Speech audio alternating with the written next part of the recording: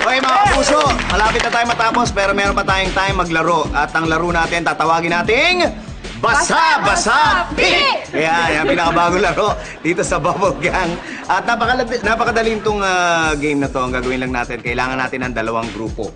Okay? So, kahit equal, kahit hindi, basta kailangan natin ng dalawang grupo. Lahat ng mga to. At yung dalawang grupong yon ang maglalaban. Parang Jack and Poy lang ang mangyayari. Okay, pero bago tayo mag-Jack and Poy, natatawagin natin Basa-Basa Pick, kailangan makilala natin ang tatlong sumusunod. Si Samson, ang Leon, at si Delilah. Okay? Kaya importante yan dahil si Samson, siya ang kayang tumalo sa Leon, at ang Leon kayang talunin si Delilah ang tatalo kay Samson. Okay?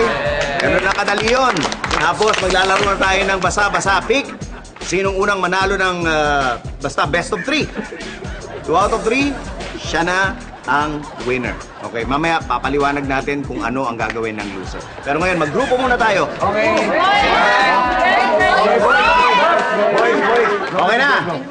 Okay na, okay na. Ngayon, kayong dalawang grupo, kailangan kayong mag-elect ng leader ninyo. Okay, sino leader? Sa pagbabago! Kami! Girls! Kim daw! Kim! Para hindi ka masaya. Masaya yan! Masaya yan! Masaya ni Kim! Excited nga ako eh. Okay. Simple lang ang role ng leaders natin. Kayo ang magsasabi kung kayo ay magsa-Samson, magle-Leon, o magde-Delilah. Sabi natin, tatalikod tayo. At sasabihin ko sa Basa-Basa Pick, may harap, pwesto na kung Samson, Leon, o Delilah. Okay? Importante ang leader dito dahil kung sino man yung leader ng team na natalo, siya ang haharap para sa parusa natin. Okay? Let's go, Mike. Kaya mo na yung... Ready na, ha? 3 rounds tayo. Simulan natin ng round 1. Talikod. 5, 4, 3, 2. Okay, ready na? And Basa-Basa Pick!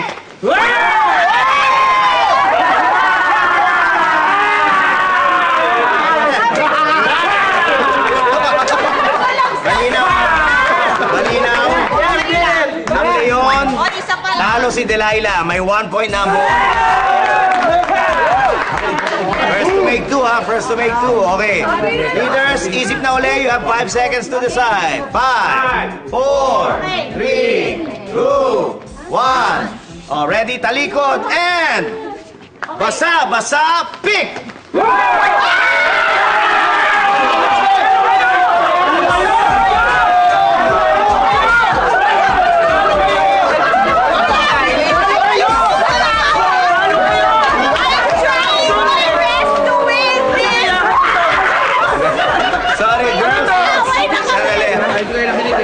Ang lakas ni Samson eh. Tama yun. Naka 2 points na ang boys. Ibig sabihin, panalo kayo. Pinag-usapan natin ay yung leader, siya ang paparusahan. Kim, dahil ikaw ang leader, umakyat ka na sa trono. Okay, mga kapuso. Pumwesto na sa trono si Kim. Ayan, nakikita nyo na sa ating dunk pool. Ang gagawin niya lang ay mahuhulog. Napakasimple. Pero para siya mahulog, kailangan ng winning team na tamaan yung red na button doon. Yeah. Merong 3 attempts na pwedeng gawin. At pag hindi tamaan, pwedeng ma-save si Kim. Pero, sandali, doon. Sandali, hindi, sige, pumasok ka dyan. Baka sakali. Kim, pwede ka pang ma-save. Meron tayong life-saver question. Magtatanong ako at pag nasagot mo, yung leader ng winning team ang pupwesto dyan.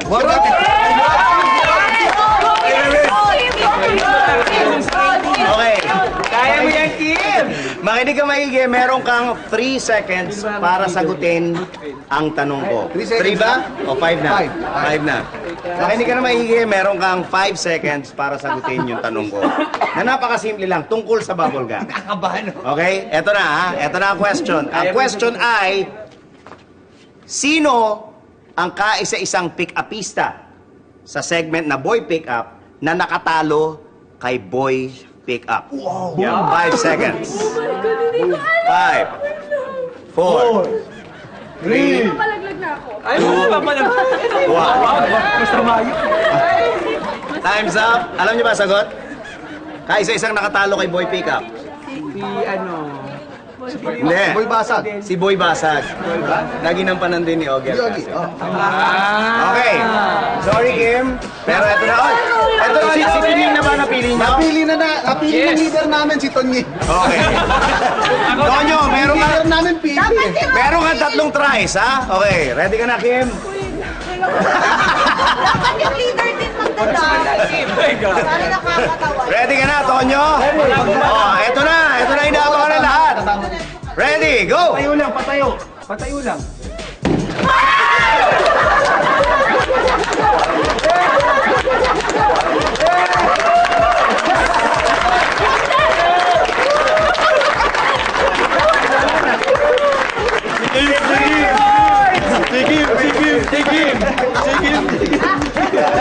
Palakpakan sige.